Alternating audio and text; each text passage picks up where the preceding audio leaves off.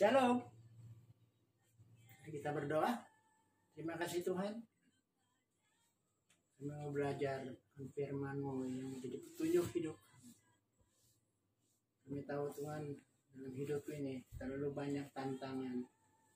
Akan terlalu banyak tipu muslihat yang tidak terlihat, tidak terasakan oleh kami. Beda dengan Engkau, dengan kuasa Roh Kudus yang selalu mengurapi, yang selalu membimbing, mengayomi kami. Kami mengerti, kami tahu kami harus waspada untuk mengatasinya, untuk mengalahkannya. Mari Roh Kudus mengurapi setiap kami. Kami serahkan semuanya ibadah ini di dalam nama Tuhan Yesus Kristus. Kami mengucap syukur. Amin. Nah, Bapak Ibu sekalian, minggu ini kita akan belajar sedikit tentang tipu daya iblis. Ya, di Efesus pasal 6 ayat 11 itu dikatakan, kenakanlah seluruh perlengkapan senjata Allah, supaya kamu dapat bertahan melawan tipu muslihat iblis. Nah, kalau kita tidak punya pertahanan, maka kita akan jatuh, kita akan lemah, kita akan galau. Ya, memang kita tahu tidak ada rencana Allah yang gagal dalam hidup manusia. Namun kita juga harus tahu, iblis dengan tipu dayanya terus-menerus menghalangi rencana Allah di hidup manusia. Dia membuat kita kecut, tawar hati, lemah iman, jatuh dalam dosa. Peperangan rohani selalu terjadi pada semua orang. Sayang, sering kita tidak sadari iblis menyerang area pikiran. Kita lupa ini. Dia mengintimidasi, menghasut, dan dengan kebohongan. Ya, yang pertama, intimidasi. Bagaimana? Iblis menciptakan perilaku rasa takut, terancam. Tujuannya adalah untuk melemahkan, membuat selalu kita tertuduh. Aduh, udah buat dosa nih, aduh salah ini, aduh gimana nih di hadapan Tuhan nih, nggak layak ini, dan segala macam hal. Ya, dan ingat, dosa. Kalau orang berdosa, pasti, aduh gimana ya, enggak ini ya. Ya, itu yang menjadi kelemahan kita.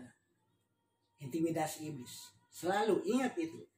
Di dalam segala perkara kita ingat, awas, jangan termakan. Yang kedua, hasutan. Iblis menghembuskan keadaan yang seolah-olah benar, dikemas sedemikian rupa sehingga kita berpikir itu benar emang.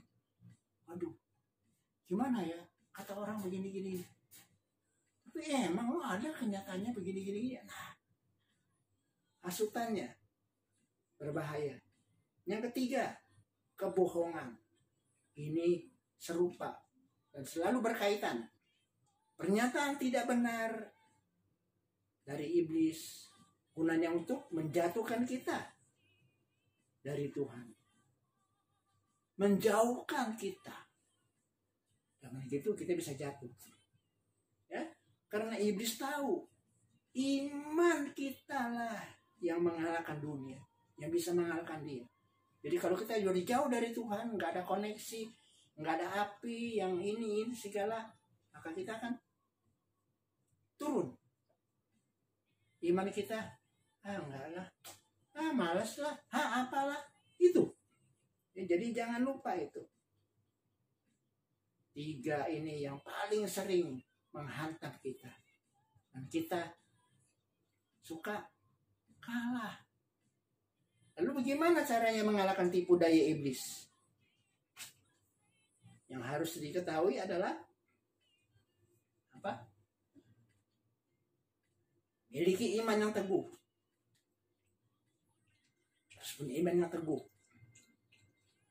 mengandalkan Tuhan, ya, mempunyai hati yang bersih, perilaku yang adil dan benar, selalu berdamai dengan Tuhan, berkatakan firman iman.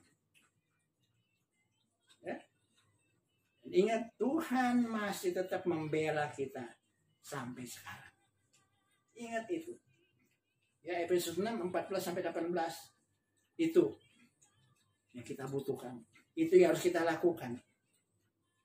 Apa Ibu bisa baca di rumah? Apa itu isinya? Itu adalah senjata buat kita melawan.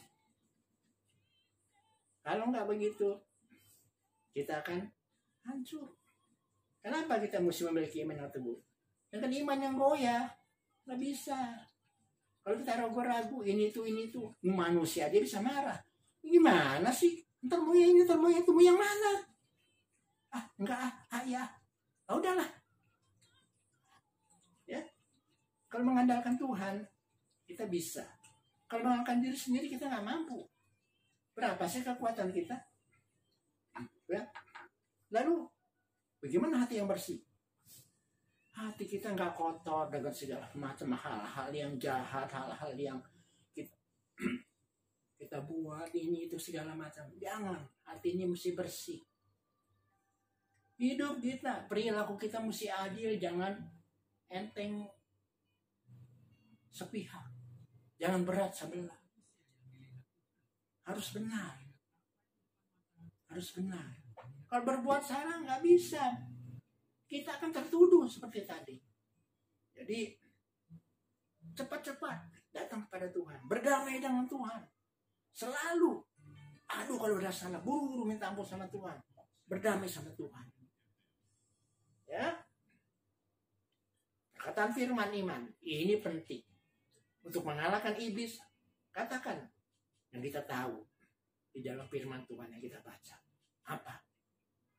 Penyakit kita kah? Keadaan kita kah? Khawatir? Bilang, nggak usah khawatir. Takut? Jangan takut. Karena Tuhan memegang kita dengan tangan kanannya yang kuat. Maka kita bisa menang. Itu perkataan firman iman selalu. Dan ingat, Tuhan masih membela kita hingga kini. Kalau dalam keadaan apa-apa, Tuhan tinggalin saya ini. Enggak. Tuhan tetap masih menyayangi kita, membela kita. Ya. Firman Tuhan katakan, jadi katanya berdiri tegak. Berdiri. Jangan dulu lemes, nggak bisa. Ya. Ikat pinggang kebenaran tuh pakai. Baju jira keadilan itu harus kita kenakan. Kaki kita mesti berkasukan kerelaan. Jangan gak rela, enggak, gua terpaksa aja begini. Susah. Ya, beritakan Injil damai sejahtera. Bukan cari pertengkaran, cari keributan, cari masalah. Ya, dalam segala keadaan pergunakan perisai iman. Itu, perkatakan firman. Sebab dengan perisai itu kita dapat memadamkan semua panah api dari si jahat. Ya.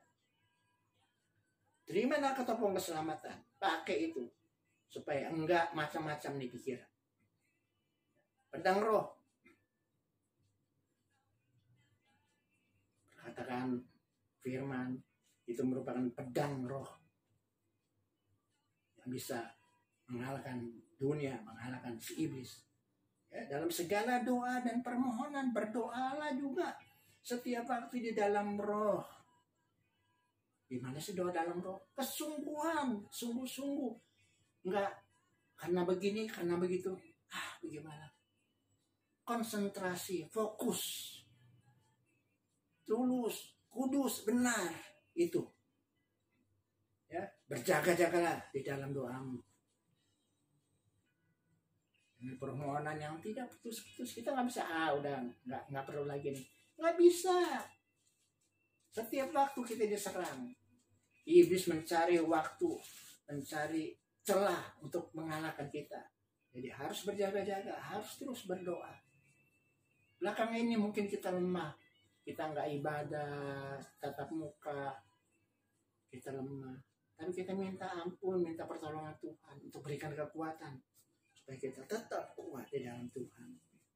Ya, tidak putus-putusnya juga kita berdoa untuk orang-orang kudus, saudara seiman kita, hamba-hamba Tuhan, malah sidang, pelayan-pelayan pekerjaan Tuhan. Itu kita doakan. Terus ada koneksi, saling membantu, mendorong, mendoakan, menguatkan.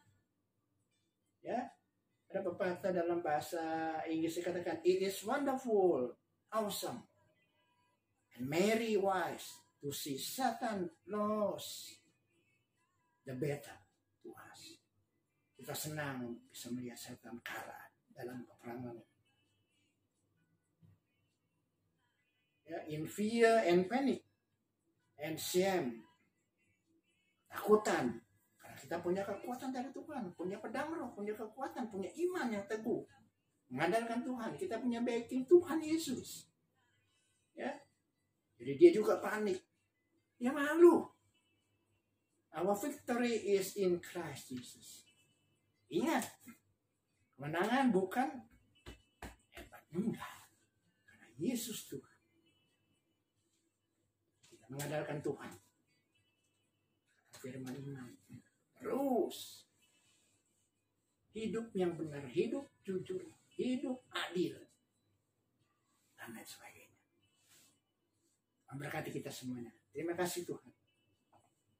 Kita belajar, kami mau melakukan ini karena ini untuk kebaikan kami, untuk meningkatkan imun rohani kami, untuk menguatkan hati kami, mental kami, berjalan di dalam firman Tuhan, menghadapi dunia yang semakin kacau, yang semakin menakutkan.